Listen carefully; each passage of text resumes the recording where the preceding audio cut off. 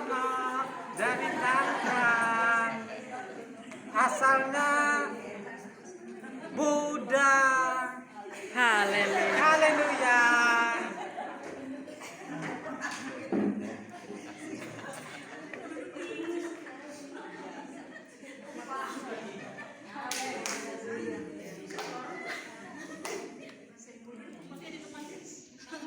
Salam Bapak Ibu, terima kasih. Sekali lagi saya bilang sama Roh Kudus, Engkau yang pimpin, bukan saya yang pimpin. Jadi saya sama dengan kita semua. Dari hebat yang lebih tinggi, karena yang memimpin adalah Roh Kudus. Amin. Yang menjadi kebanggaan kita dipilih. Amin. Berarti kalau kita dipakai. Amin. Ya. Sebelum kita diskusi cerita tentang bagaimana ministry Pura ada, kita berdoa. Supaya dipimpin oleh Roh Kudus sekali lagi, dia yang berdaulat di acara. Amin. Terima kasih Roh Kudus. Kami sangat menikmatimu. Kami sangat bersukacita. Kami sangat bersyukur kemurahan-Mu lebih dari hidup. Amin. Bapa, kami akan menceritakan bagaimana Engkau berkarya di dalam pelayanan ini, bagaimana Engkau memberikan pelayanan ini, bagaimana tanda-tanda heran Engkau nyatakan di dalam pelayanan ini, bagaimana banyaknya mujizat di dalam roh terjadi di dalam pelayanan ini. Itu adalah Engkau. Itu adalah Roh Kudus. Roh Kudus yang melakukannya. Roh yang membangkitkan Tuhan Yesus dari kematian. Roh yang melahirkan Tuhan Yesus dari rahim Maria. Roh yang menaikkan Tuhan Yesus naik ke surga. Roh itu yang bekerja saat ini di tengah-tengah kami. Kami percaya Kau hadir karena Kau yang kami berikan otoritas sepenuhnya.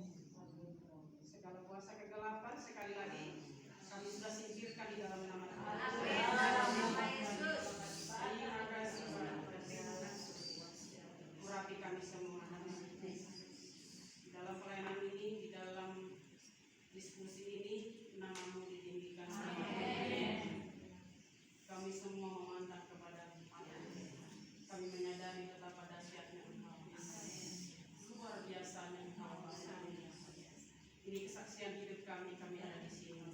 Bentuk daripada mujizat-Mu bagi kami. Terima kasih Tuhan. Terima kasih, kami serahkan semua kepada-Mu. Dan kami tetap ingin menikmati. Kami bebaskan Roh Kudus bekerja. Dalam nama Tuhan Yesus. Haleluya. Amin.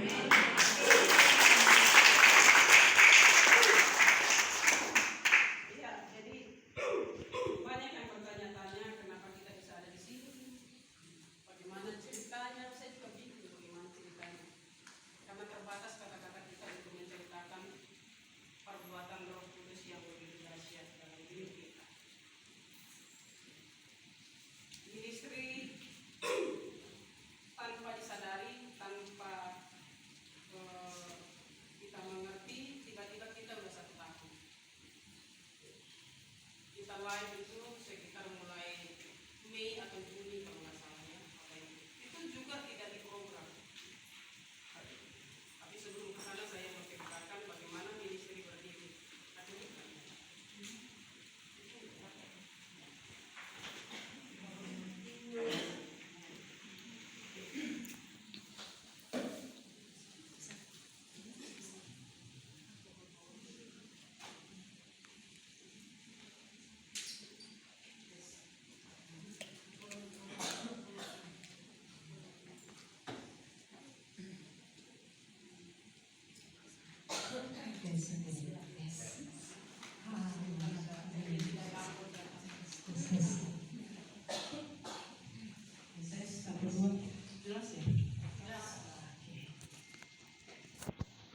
Haleluya. 2017 di bulan 10 dalam satu kekamutan saya berdoa sama Tuhan. Sebelumnya saya beribadah di sebuah gereja GPI menjadi koordinator ibadah.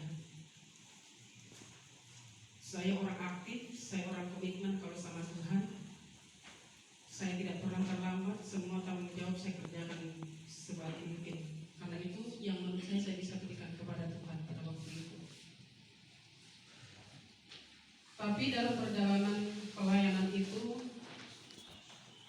setiap hamba Tuhan itu berkata, saya salut dengan aktivis yang bekerja di dalam pelayanan ini tanpa PK, tanpa uang, tapi selalu banyak berkorban untuk pelayanan di sini. Beliau seorang dokter dan boleh dibilang beliau membina saya mulai dari nol. Karena sebelumnya saya orang yang non aktif di gereja karena kesepuan merantau, tapi belum menemukan satu gereja di mana saya ingin beribadah. Hanya jalan-jalan terus, tapi kerinduan tentang Tuhan dari kecil itu sudah besar. Saya tinggalkan gereja begitu lama, dari SMP sampai merantau itu saya tidak pernah ke gereja. Tapi saya rajin membaca Alkitab. Saya haus sama Tuhan. Saya rindu dan saya iri terhadap orang-orang yang rajin ke gereja. Saya berhenti ke gereja itu karena satu kisah di mana orang tua saya orang yang tidak punya uang. Ketika saya harus ke gereja dengan pakaian yang tidak bagus, saya dihina, diolok di situ. Disitulah saya merasa ditolak. Dan mulai dari situlah saya tidak pernah lagi injak gereja. Kecuali Natal malam-malam tidak terlalu terlihat kita pakai baju apa tuh. Singkat cerita, saya merantau, saya rindu sekali ke gereja, tapi saya malu mulai dari mana. Setiap orang bicara puasa gereja itu saya sangat tersiksa hati saya. Tuhan, saya ingin tahu seperti apa yang mereka ceritakan itu tentang Engkau. Singkat cerita, saya masuk satu komunitas dan saya sangat minder Bapak Ibu. Sangat minder, saya tertolak, sangat tertolak sama sekali. Tapi saya senang ketika saya diajak ke gereja itu dan saya tidak pernah bisa menengok kiri kanan kecuali duduk. Karena saya merasa saya diperhatikan, padahal tidak. Jadi pada saat itu mulai dari belakang bangku paling belakang itu saya duduk supaya orang tidak memperhatikan saya. Pulang langsung pulang, tidak ada salaman. Sebisa mungkin saya hindari yang namanya bersalaman dengan orang, karena saya takut mereka akan menyapa saya dan saya salah menjawab. Nah, pada saat itu saya melihat beberapa pelayan gereja itu kalau mereka bernyanyi menangis. Muncul dalam hati saya, apakah yang mereka rasakan ketika mereka menangis seperti itu? Singer menangis, WL menangis, banyak orang menangis. Saya bertanya-tanya, apa yang mereka rasakan? Ketika seseorang berdoa di depan di altar itu, saya bilang sama Tuhan, Tuhan, saya ingin ada di sana. Saya ingin berdiri seperti dia di depan sana. Pelan Tuhan menjawab Bapak Ibu. Saya terus di gereja itu dengan tekun. Ada goncangan di gereja itu saya nggak mau tahu. Yang penting saya beribadah. Ada masalah di gereja itu saya nggak mau tahu. Setiap kebenaran yang saya terima saya praktekkan. Tentang pertumbuhan, tentang buah sulung, semua sebisa mungkin saya seperti orang menebus salah. Setelah saya tahu saya lakukan, setelah saya tahu saya lakukan, setelah saya tahu saya lakukan. Singkat ceritanya, mulai saya dipilih menjadi pelayan di Aser, mulai berani menyapa orang, mulai berani bertanya, kenal di mana Bu, orang mana, sudah mulai. Berjalannya waktu, saya tidak pernah absen, mau hujan, mau apa, mau harga seberapa, yang namanya ke gereja itu bagi saya segala-galanya. Gereja itu nomor satu di dalam hidup saya. Sehingga setelah jadi saya singer, setelah saya jadi aser, saya beranjak ke depan singer. Karena mereka mendengar katanya suaranya bagus. Mereka nggak tahu kalau suaranya bagus, tapi nggak bisa ngikutin nada. Nah, jadi saya coba singer, tapi saya nggak sejahtera. Saya nggak bisa menikmati Tuhan, saya bilang. Akhirnya saya mundur, saya nggak mau singgah karena di singgah itu saya harus jadi contoh. Sementara saya ingin menikmati Tuhan. Nah, singkat cerita lagi, beranjak lagi. Saya ada yang keluar, saya digantikan mengisi posisi yang ada karena dilihat komitmen saya ya, tidak pernah absen, tidak pernah itu. Intinya dari semua kisah itu, saya berdiri di altar. Seperti yang saya pernah katakan di dalam hati saya ketika pertama-tama masuk di dalam gereja itu. Jadi mulai dari belakang Bapak Ibu, step terus. Tiba-tiba saya berdiri di depan doa pembukaan. Saya merasakan satu perjalanan rohani yang spektakuler di dalam hidup saya. Mulai saya semakin sungguh-sungguh. Saya seperti menebus masa lalu yang terbuang begitu lama. Bukan karena saya tidak mau ke gereja, tapi karena saya tertolak. Saya minder. Semua kegiatan saya mencoba mengikuti. Sampai bertahun-tahun saya di situ. Puncaknya saya merasakan ada satu kekosongan Bapak Ibu. Perhatikan ini Bapak Ibu, pengalaman saya ini pasti banyak dialami orang. Segitu aktifnya saya, segitu tekunnya saya, segitu rajinnya saya, orang tidak tahu kalau saya mengalami kekosongan. Setiap hamba Tuhan itu memuji bagaimana aktivis yang tanpa PK itu begitu luar biasanya saya dan teman-teman. Tapi saat dia memuji seperti itu, saya berkata, Tuhan, saya kosong, saya kering, saya ini harus bagaimana? Saya bilang. Sementara saya dipuji dan teman-teman dipuji. Dan di sisi lain saya tidak suka dengan pujian itu karena pada faktanya saya kering. Saya doa pembuka. Banyak sekali kegiatan yang saya sampai koordinator ibadah semua saya handle dengan baik dan luar biasa bersama dengan kekuatan Tuhan. Tapi di sisi lain orang tidak tahu jeritan terdalam di hati saya. Aktivis di sini dipuji di luar sana betapa bagian pelayanan yang di sini luar biasa bla bla bla. Saya bilang Tuhan, saya ini kering. Saya ini kering, saya bilang begitu. Yang paling membuat saya menderita Bapak Ibu, kalau ada orang habis dibaptis tidak dimuridkan, itu sangat menggoncang saya punya hati. Karena saya sendiri mencari Tuhan tidak dimuridkan. Saya cari sendiri Bapak Ibu. Mulai dari buku-buku. Karena saya tahunya belajar firman itu dari buku. Saya cari Alkitab penuntun, saya baca segala macam. Saya baca, jadi boleh dibilang saya cari sendiri. Pemahaman firman itu saya cari sendiri. Tapi tetap saya merasa kosong.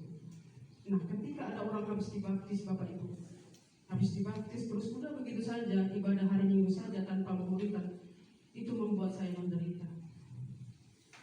Saya mau kasih kamu makan, tapi saya sendiri tidak punya makanan roh maksud saya. Saya ingin orang yang sudah dibaptis ini, saya ingin dia tahu betul seperti apa Tuhan itu, seperti apa di dalam Tuhan itu. Tetapi pada saat itu, itulah jeritan terbesar di dalam diri saya. Saya mau kasih orang makan, tapi saya tidak punya makanan. Saya mau ngasih orang itu, mengajari orang itu bagaimana mengalami Tuhan, bagaimana mengikuti Tuhan, bagaimana memahami Tuhan. Tapi saya tidak punya, hanya punya kerinduan. Bertahun-tahun saya di gereja itu. Dari mulai anak bayi sampai ubanan, saya hafal semua orang. Karena memang tanggung jawab ada di saya. Saya dekat dengan semua jemaat. Setiap ada event saya bisa selesaikan semua dengan mudah.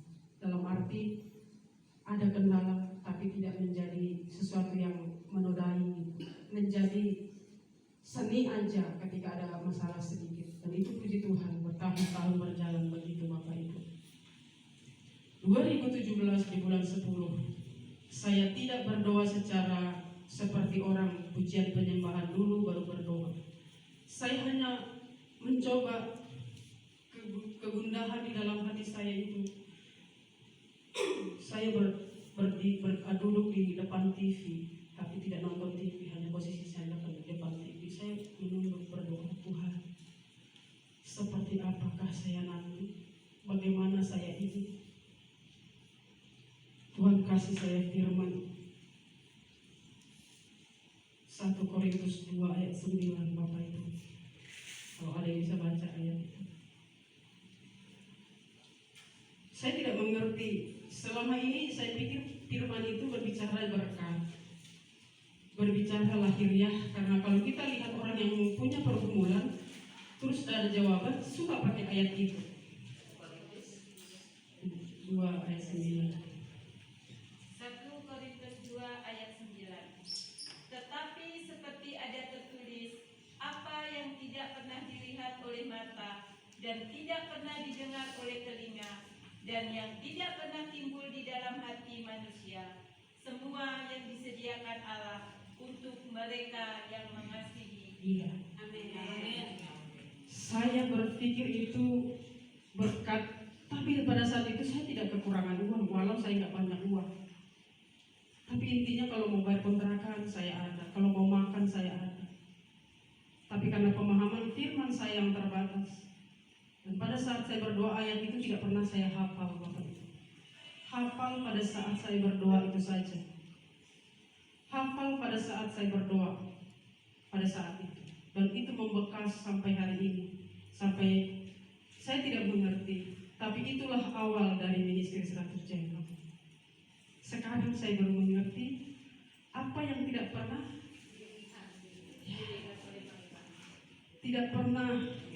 timbul dalam pikiran saya dan tidak pernah didengar oleh telinga saya.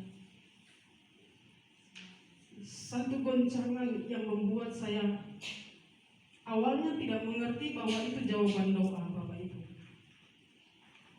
Dalam setiap ibadah hari Minggu saya selalu menjerit, Tuhan, saya ini kering, bagaimana ini? Saya ini kering, saya harus bagaimana untuk memuaskan hati saya ini, roh saya ini.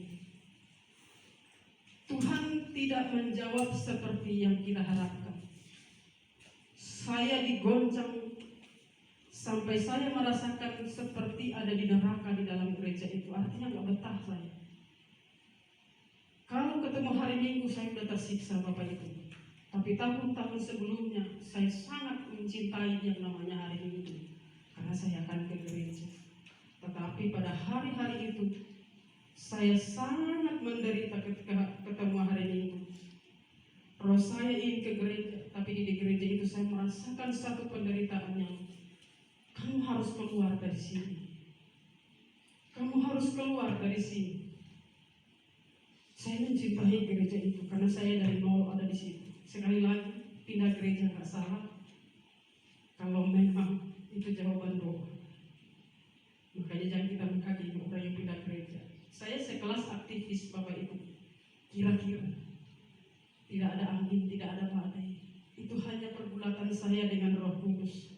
Dan Roh Kudus jawab dengan caranya Dia, yang membuat saya harus berhadapan dengan opini. Mereka tidak tahu apa yang terjadi di dalam roh saya. Mereka tidak tahu apa yang terjadi di dalam diri saya. Saya mengurung diri, saya menutup diri. Sembari saya berdoa, Tuhan, kalau saya harus keluar dari sini, saya belum tahu itu jawaban doa Bapak Ibu. Saya hanya ingin ada di gereja yang kecil, di mana saya bisa menikmati Tuhan, di mana saya bisa melayani Tuhan. Itu permintaan saya berkali-kali. Kalau 3 bulan Bapak Ibu, lebih kurang saya berbulan. Puasa, saya ambil puasa terus sambil saya minta. Satu pun jawaban doa yang ingin saya dijawab tidak dijawab oleh Tuhan, cuma satu. Gereja kecil di mana saya boleh melayani di situ, itu dijawab. Akhirnya dengan caranya Tuhan saya harus keluar dengan beban yang tidak mudah. Pandangan manusia daging terhadap cara kerja Roh Kudus itu tidak mudah untuk dilakukan, tidak mudah untuk diterima. Roh yang bertindak, daging yang menilai. Kira-kira seperti apa? Saya kehilangan berat badan dari 57 menjadi 49. Saya diam mengurung diri, membatasi komunikasi dengan orang, berbanyak berdoa dan bertanya.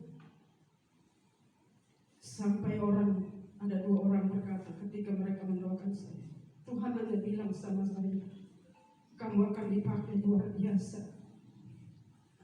Tuhan akan pakai kamu luar biasa. Sekali lagi, itu jawaban yang tidak masuk akal buat saya. Karena saya melihat diri saya, Bapak Ibu. Saya tidak melihat Tuhan, tapi saya melihat diri saya ketika Tuhan menyatakan bahwa saya akan dipakai. Saya tidak melihat Tuhan sehingga saya melihat diri saya. Tapi saya berkata, yes, saya mau. Walaupun saya berkata itu pernyataannya aneh, tapi saya berkata, ya silahkan kalau itu Tuhan mau, saya mau. Saya bilang, saya mau Tuhan. Saya mau, tapi saya masih bingung akan seperti apa. Akhirnya saya pindahlah ke satu gereja kecil itu. Di situ saya menemukan Tuhan, Bapak Ibu. Dalam hati saya bisa mengalami Tuhan. Bertahun-tahun saya ingin dibaptis Roh Kudus. Di gereja yang lama saya tidak dapat. Tetapi baru 2 bulan saya ada di gereja yang baru. Setiap hari saya bilang, Tuhan, aku ingin seperti mereka. Apa yang mereka ucapkan tentang Kau, saya ingin juga merasakan. Sehingga pada siang hari ketika saya berdoa di rumah, Roh Kudus melawat saya. Sementara saya berbahasa roh, dibaptis Roh Kudus, saya langsung berkata, oh ini dia, terima kasih Tuhan. Saya dibaptis siang-siang hari, Bapak Ibu. Pada saat pergumulan sebelum baptisan itu, Bapak Ibu, saya lupa apakah sesudah atau sebelum. Saya berusaha menaikkan syukur dari semua statement yang saya dengar, dari semua perlakuan, dari semua keadaan rasa yang ada di hati saya. Tentu tidak mudah, Bapak Ibu. Kalau aktivis tinggalkan gereja, kan tahu sendiri toh, kalau daging yang menilai, atau mungkin daging tidak menilai, tapi pemahaman yang tidak sampai kepada pemahaman yang dimaksud oleh Roh Kudus pastinya akan meleset penilaian itu. Saat saya diblokir, saat saya pokoknya macam-macam, saya cuma berkata begini, Roh Kudus, terima kasih. Saya begini, saya begini. Saya tidak bisa lanjutkan lagi kata-kata saya. Roh Kudus menjelaskan kepada saya, ini jawaban doamu. Ini jawaban doamu, kata Roh Kudus. Baru saya mengerti, Bapak Ibu, setelah saya keluar dan menemukan satu gereja. Baru saya menemukan bahwa pergulatan hati saya yang mengatakan, saya ini kering, saya ini kosong Tuhan. Ternyata kepindahan saya, keadaan saya itulah jawaban Tuhan menjawab saya. Menjawab pergumulan saya. Karena roh saya berkering dan saya tidak ingin seperti ini terus. Saya tidak ingin seperti ini karena saya menderita lihat orang lain. Saya menderita lihat orang yang harus dibaptis tidak dimuridkan, tidak diajar. Saya rindu sekali memuridkan, tapi saya tidak bisa. Saya tidak punya makanan untuk saya kasih. Setelah pindah ke gereja kecil ini, saya mengalami pertumbuhan roh yang besar. Pemahaman firman yang lama saya rubah menjadi dari sudut pandang Roh Kudus, dari dimensi roh, dengan dasar karena Tuhan itu roh. Artinya seluruh firman itu pasti berorientasi kepada roh. Saya dirombak secara total oleh Roh Kudus, Bapak Ibu. Ayat 1 Korintus 2:9,